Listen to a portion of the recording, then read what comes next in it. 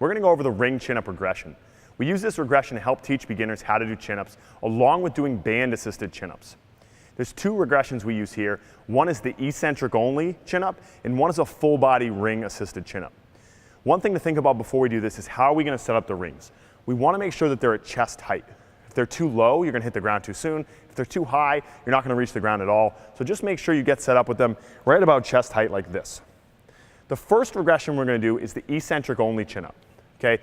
Eccentric only variations are a great way to build strength in beginners because most people are going to be a lot stronger eccentrically than they are concentrically, so it's a great way to start to build strength in patterns like this in the push-up as well as the chin-up.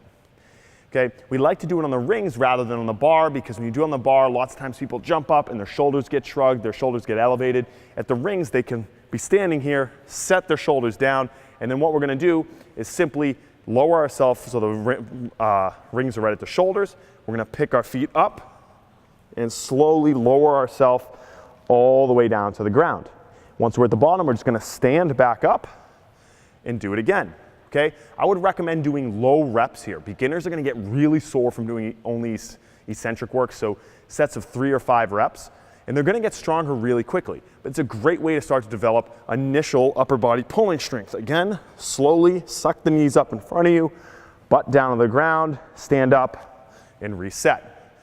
From there, we might progress to a full range of motion ring chin-up. What would we do here is have them start at the bottom. Okay?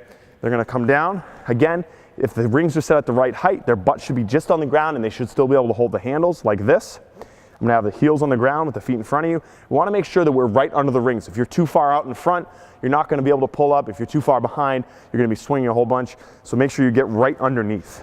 Okay? Have them start with the palms forward, and we're going to get a little rotation through the humerus as we do this.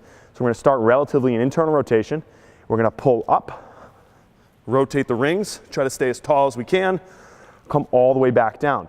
What we don't want to do is turn this into an inverted row. So we don't want to start to do this. You want to tell the client, try to keep the head tracking straight up towards the ceiling, chest up. You're going to pull, get a little assistance from the legs, come back down.